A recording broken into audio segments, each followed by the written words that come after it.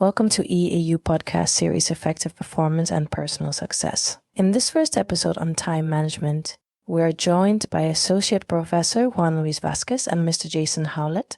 Together they explore the fundamentals of time management, learn how to prioritize tasks, plan effectively, and create a structured approach to your day to maximize productivity and maintain balance. Join us as we embark on this informative journey. Hello everyone, welcome to a new series on podcast where we're going to be talking about how to perform sustainably and how to take care of ourselves. My name is Juan Luis Vásquez and I'm a consultant urologist at Zealand University Hospital in Denmark and associate professor at the University of Copenhagen. And I'm also the chair of the EAU Young Urologist Office. Today's episode is going to be about time management.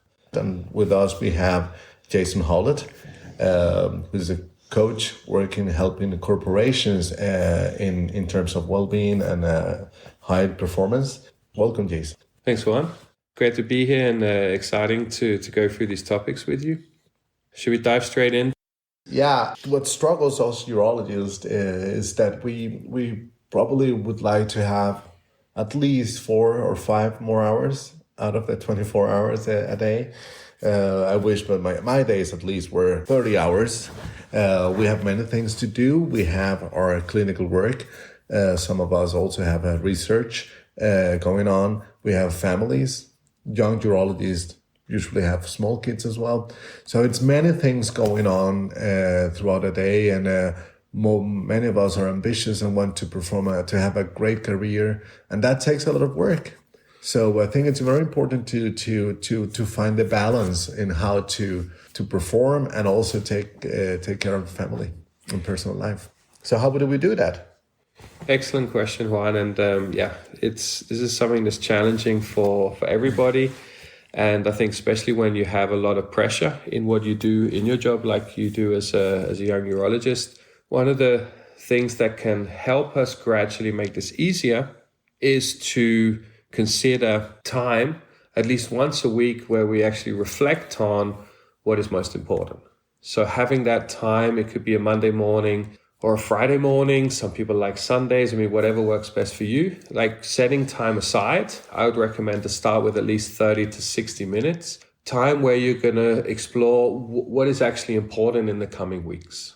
And you can look at this from different timelines, like, as I just said, coming weeks, but it could be the coming months. You could even look at the next, quarter, half a year. But it's having this perspective of what's coming that is important, but also you can look at it at different levels of what are called horizons. So again, what are the things that are important linked to maybe your sense of purpose and mission? I mean, that's an important aspect, getting more concrete. What goals do you have? Are there any goals you have at work or targets or milestones? What about outside of work? Have you got a personal goal, something you've agreed to do as a family or as a part of your hobby or sports team? And then below that, you've got, of course, other areas of responsibility, like projects you might be a part of at work. Maybe there's home projects, family projects. And of course, underneath the projects, it's just what are the general things you need to attend to as a part of your role and responsibility at work, but also, again, your responsibility outside of work as a parent, as a partner, as a friend, as a member of an organization. So having all of these, if you like, reflected on at least once a week helps us to think, well, okay, there's a lot of things screaming at me in my inbox, in my email or my instant messages. But this also makes sure things that might not be as urgent, but are maybe even more important. You get that chance to reflect on what do I need to do there. So it's having this kind of bigger picture of the things that are really important to you in your life. That makes perfect sense. But something that I realize is very difficult is to actually the prioritization. What is really important? What is less important? Sometimes, for instance, and I have to be very honest here, you get overwhelmed by the amount of workload and what should be most important for you should be your family. And I see it in myself. Sometimes I have so much work and I would like to be with my daughter, but I tell her also watch just some TV because I have to work to do. Yeah. So how do you prioritize and put things in order? Very good point. Yeah, so we're all going to have weeks where we need to put more emphasis on one priority than another. And that's, again, where it's a great thing to kind of start the week or, end the previous week with a reflection on what are the most important things for the coming week, right? So there might be a time where, okay, that week you've got to travel. And that means naturally less time and energy with your family or friends or other things at home. So when you look ahead, you can always consider, based on what's coming up, how can you use your limited time and energy on what matters most. So again, there might be certain things with a deadline that will be in your calendar, right? So when you look at your calendar, you can see, I have these appointments coming that I need to prepare for. But I also know that I have this project with a deadline, or you're trying to essentially have one view on what's on your plate. And these days that can be quite hard because you might have things, again, sitting in your Outlook email inbox, things sitting in Teams chat, things sitting in your WhatsApp, things sitting in your where you note things downlinked to your family. So there could be so many places that your priorities could be sitting. So to help yourself, it's great to have one place where you're capturing everything. And even when you just think of something on the go between a meeting or from work to home or home to work, you have a system that you can use to just note something down so it's out of your head. So you were trying to get everything out of our head and into one place. That could be a piece of paper or a book, or it could be a digital system. So it could be notes on your phone. It could be, there are different task management systems like To-Do, there's Asana, Trello. There are different systems we can use to try and, again, clear our head. And when we reflect once a week, we look at what is in that list, and we can compartmentalize the list. So we've got a list for everything linked to different projects of work. We've got a list on what's important for our family. We've got a list for our own self-care. And by having that overview of these different areas, we can then say, okay, this coming week, I know last week I was traveling, I was away. I really want to ensure that I have more quality time with my partner or kids or friends on these evenings, right? So by thinking about that, then you're like, okay, but then when do I need to set my work boundary? When do I say, okay, now at this time I'm finished, and now I'm going to transition from work to being at home, and I'm going to have an appointment to go to the cinema with my daughter or son or whatever that might be. But you're kind of always thinking, when you're getting to the end of the week, how was that previous week in terms of the time and energy I got on my different priorities? And is there something I can do differently in the coming week to make that, if you like, integration a little bit better, right? Or you could say balance, or however you want to term it. But that kind of review will help you week in, week out to start to get a rhythm where you feel you're distributing your time and energy across your different areas. There's something that I sometimes reflect about, and I take pride of it because I think I'm super effective, but it's my email and my WhatsApp. I lead my team, urothelial cancer team in my department. I have my research, I have all the clinical work, and I have also the EAU work, which is a huge load of work.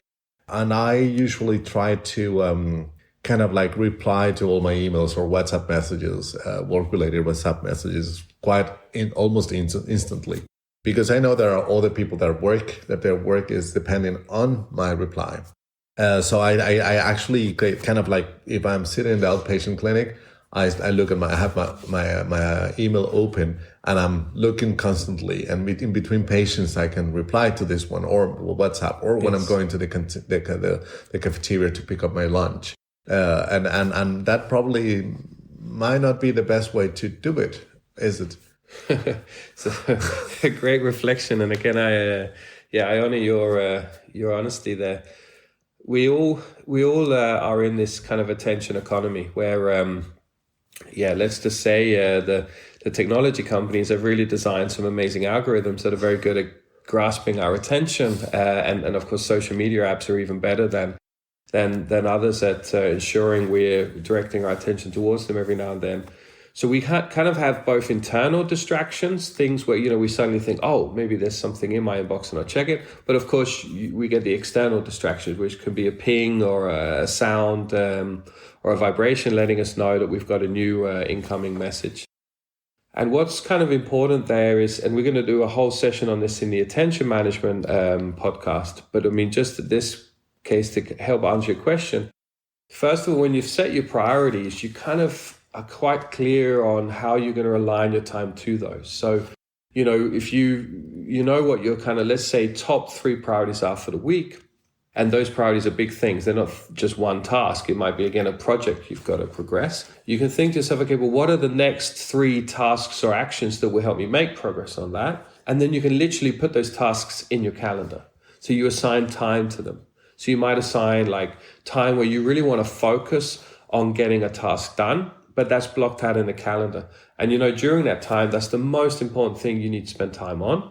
And then you make yourself indistractable. So, you basically put yourself in do not disturb mode, but knowing you're still available for emergencies, but messages, emails and chat messages can wait. And of course, there it's good to set an alignment with your closest colleagues or your family that, of course, if there's an emergency, they call you rather than send you a message. Because then, you kind of have this kind of guilt-free or clear conscience that you can focus for this period of time without worrying that there's going to be an emergency waiting for you in your inbox, right? So you kind of lessen this feeling of needing to be reactive, knowing that right now, that hour, let's say I need to focus on this document, and that's more important than anything else, unless I get a phone call that changes things, right? Because suddenly there's an emergency with a patient or at home.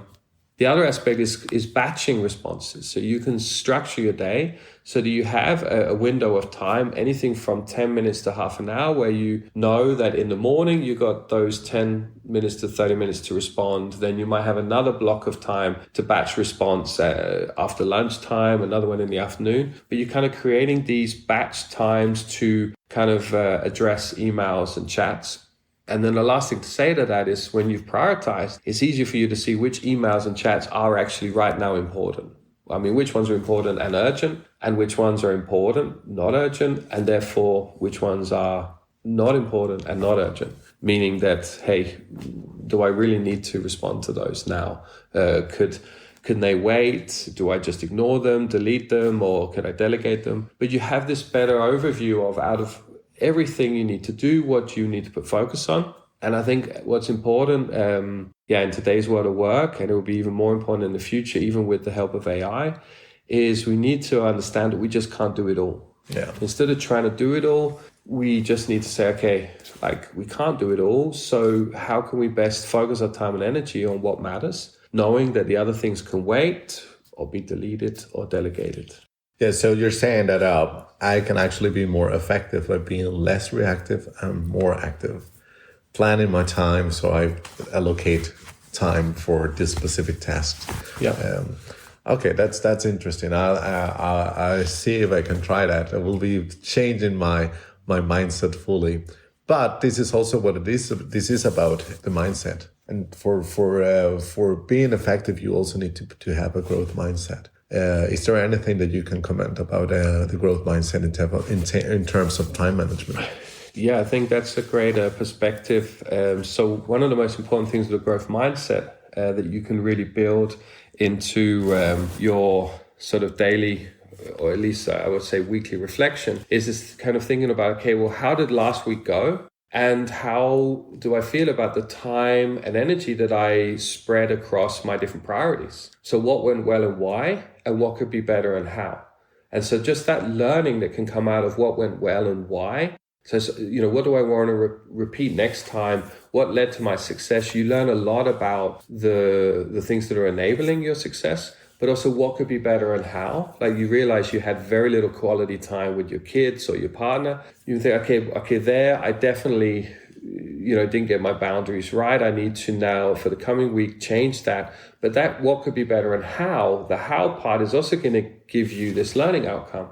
And the key part of a growth mindset is this ongoing learning or knowing that it's not about being perfect now. It's about getting better. right? Better, you're constantly developing and learning. Your talent or intelligence is not fixed. You can constantly learn more and develop, but that takes reflection. And that weekly reflection, once you've prioritized, it's a great thing to do, to think about, okay, how was last week? How do I feel about that?